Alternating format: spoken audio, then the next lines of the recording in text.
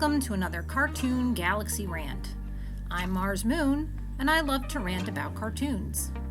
It's a bit overdue, but I really want to talk about the new season of King of the Hill, The Return of the King. But before I do, just a quick reminder to please like and subscribe.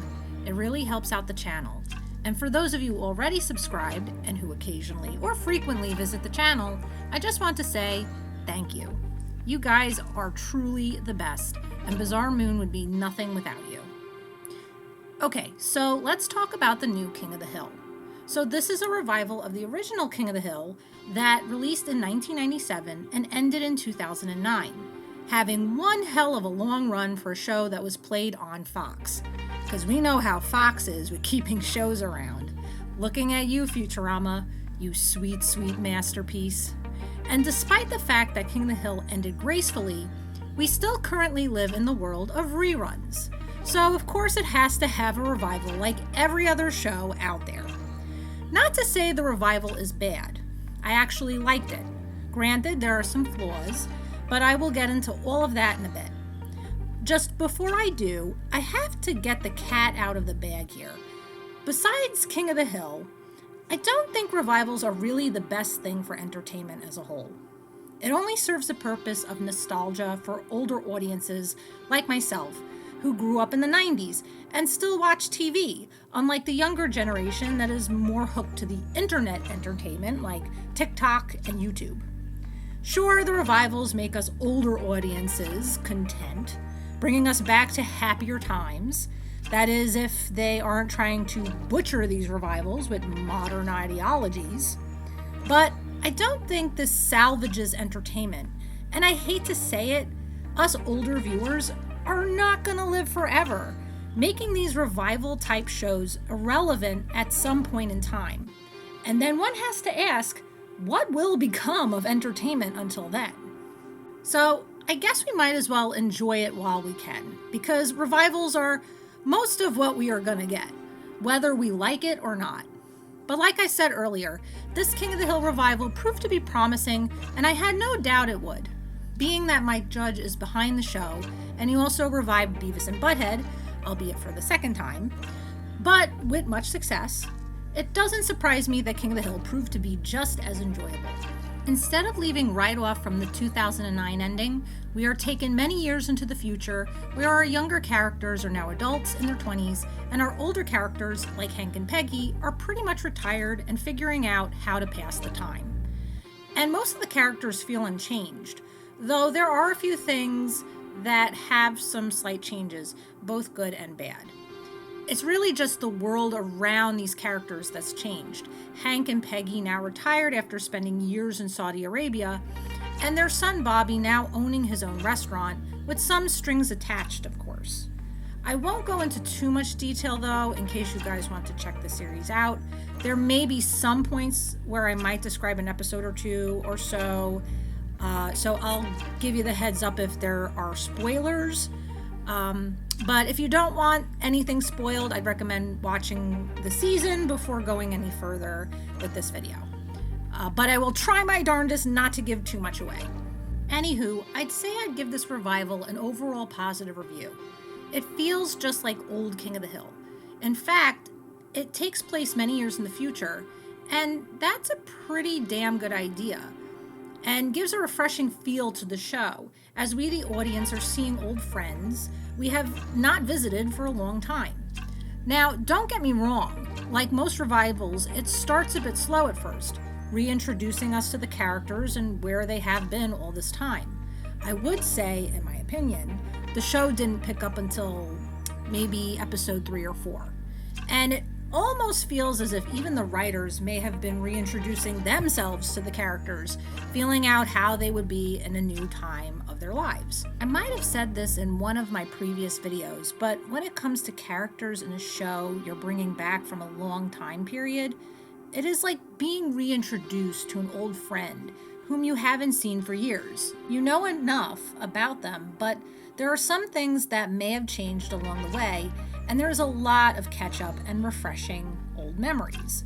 For writers and even audience members, this has a similar effect. It isn't easy to bring back an old show after many, many years.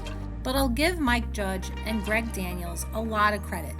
They accomplished it rather well. The one character I especially think that they are feeling out was Bobby.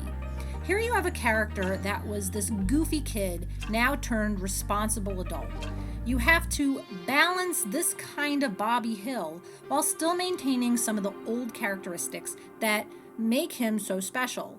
And that's maybe why some of the first few episodes felt slow, because we do focus on Bobby, but the responsible Bobby, who is super busy with his restaurant, that he has no time for dating and even seeing his family as often as he'd like.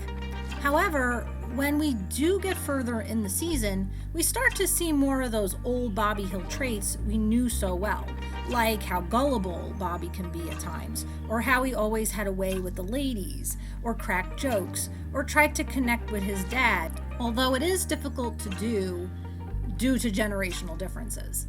As a matter of fact, I guess that last part is more the reverse, because in Old King of the Hill, it would always be Hank trying to connect with his son by introducing him to hobbies that Hank enjoyed doing, like going to a gun range or camping out.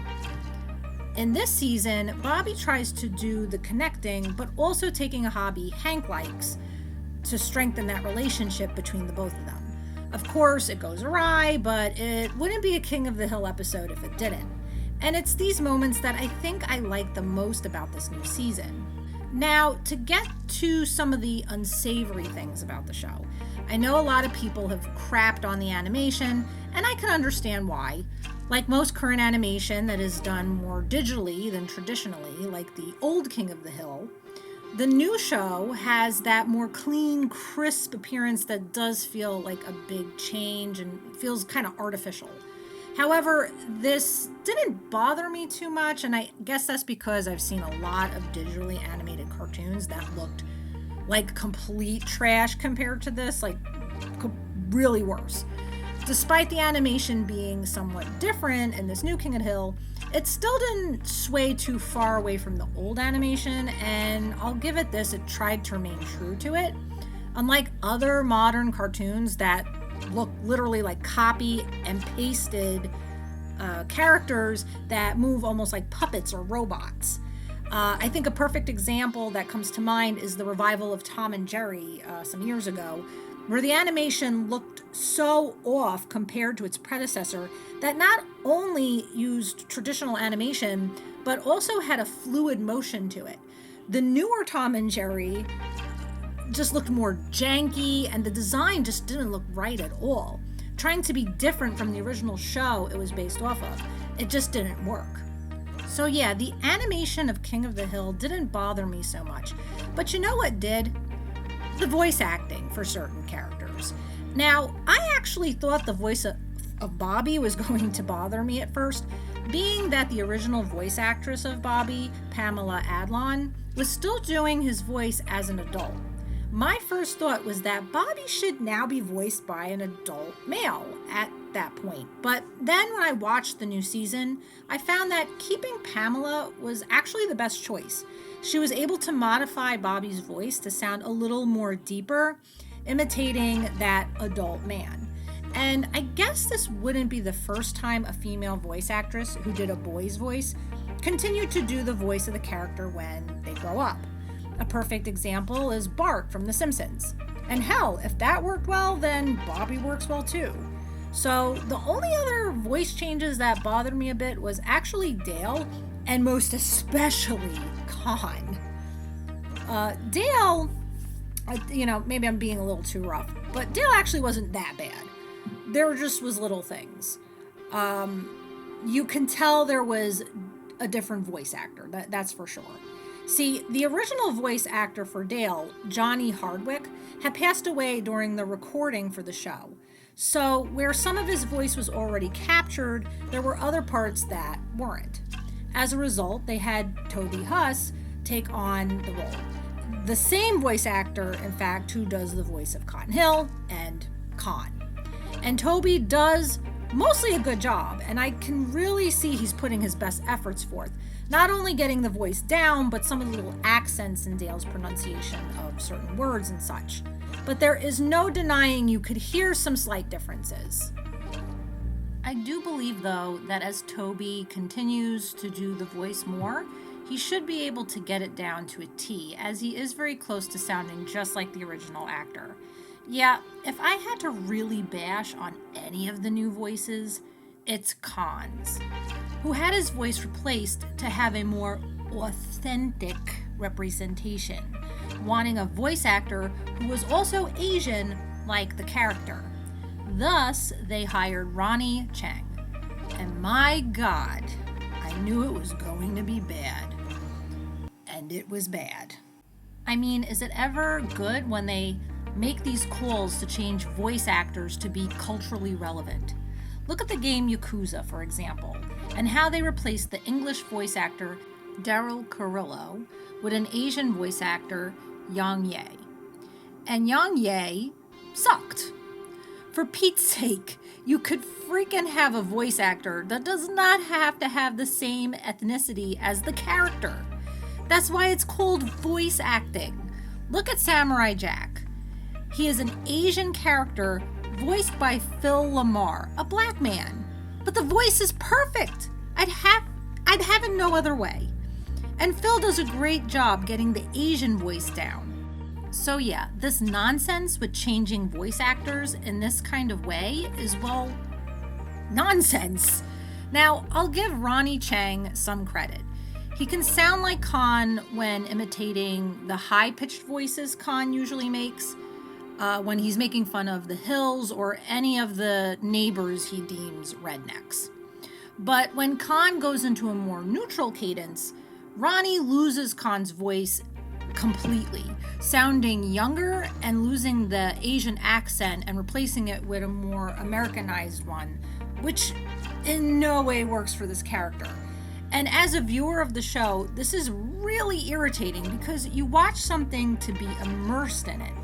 When the voice sounds right sometimes and then suddenly doesn't another time, you lose that immersion because the character's voice ain't right. You know what also makes this poor decision to change the voice a crazy one? The fact that there is an episode in this revival that actually pokes fun of authentic representation. Bobby's restaurant so happens to be a Japanese/German infused restaurant. In the episode, he gets berated for owning such a restaurant as he is neither Japanese or German. So how could he know the food and create it? But Bobby proves them wrong by staying true to the recipes and making great food even if he is not from those two cultures. So why the hell do this authentic culture crap with the voice actors? It feels like hypocrisy. My guess, and this is just my guess, is that this wasn't Mike Judge or Greg Daniels' call. This seems like a corporate decision, maybe even a decision by Hulu where the show is streaming. It was probably either change the voice actor or the show could not run, so Mike and Greg just bit the bullet and changed the voice. I'm at least happy though that Toby Huss didn't get screwed over like so many voice actors do in these situations. Toby was taken from Khan, but then gets to voice Dale. If anything, I consider that a sweet promotion for him, moving from a secondary character to one of the main ones, so at least that worked out. Another teeny tiny issue I had was with some of the characters' decisions and actions in the episodes, which really felt like something they would never have done in previous seasons. Now, here I might give away a few spoilers as to describe what I mean, and I will have to explain some of the episodes in detail, so you have been warned. First, I'd like to start with Peggy. So, as you may know, she is definitely a huge braggart and is definitely pretty conceited at times, pretty full of herself. But that is not the only thing that makes up her character. There is a lot of substance to her too, in regards to her being a caring and protective mother and aunt, and being very into culture and community. However, she only seems to be shown as the braggart in this season.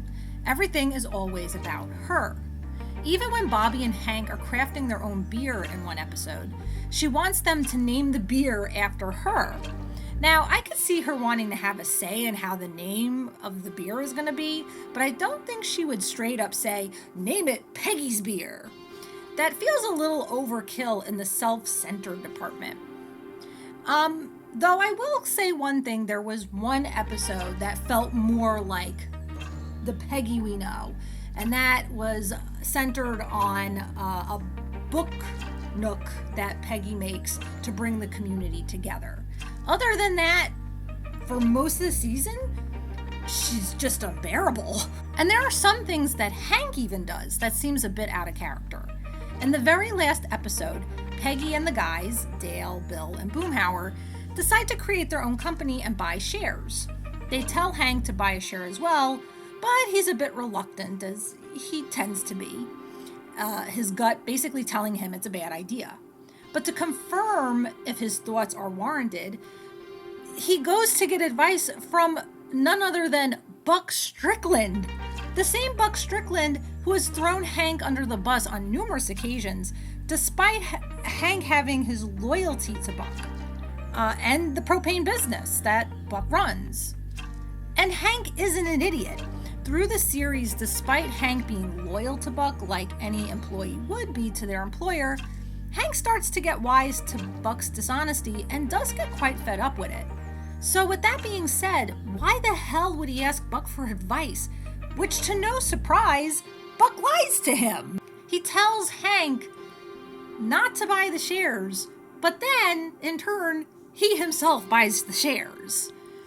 Also, there's an episode where Hank tries to connect with his younger brother, GH, or short for Good Hank. And by doing so, takes GH to a camp run by this Andrew Tate type character named Eli Selwick, who teaches about the values of being a good man, having good masculinity. However, one of his teachings is to also hate women, which of course Hank disapproves of. And despite trying to persuade GH to not listen to Eli, it goes to no avail. So Hank decides to do something that I honestly would never see him do. Go to Dale to get dirt on Eli. Honestly, I think Hank would have handled this more on his own, finding an opening to show what it really is to be a man and persuade GH that Eli is full of crap. Not the way it turns out that the dirt Hank uncovers is that Eli has his mother pay for his business. Although this shows GH not to trust Eli, it still doesn't really make him realize how to be a true man, even in the way of respecting women. Yet at the end of the show, he shows respect towards his mother, although he didn't at the beginning of the show. He learned Eli was a liar, but did not learn why he should be kind to his mother and other women, so it makes no sense, and there is really no build-up to a sort of moral of the story, if you will. Last but not least, there's no Luann. There, I said it. She's neither there nor even mentioned. Now, I've heard she may be brought up in season 2, but having to wait that long kind of sucks, especially since she was one of the Hills, a main character. Not even to mention her by name felt like a real bummer. Hopefully, we'll get more on where she is in season 2. But like I said, it would have been nice even if she was mentioned by name, at least in season 1. Overall, despite quite a few of my complaints, I still really like the show, and I would highly recommend it. And I can't wait for season 2. When it does come out, I do intend to watch it. It still has that King of the Hill feel, and it really is a delight to see our old friends of Arlen again after all these years, even if they are all grown up. But that's what makes it exciting. It's something old, but also something new. Anywho, let me know what you guys thought of the new King of the Hill season, if you did in fact watch it. Did you like it? Were there some things you had gripes about as well? Let me know in the comments down below. And in the meantime, thanks again for watching. Take care and peace out.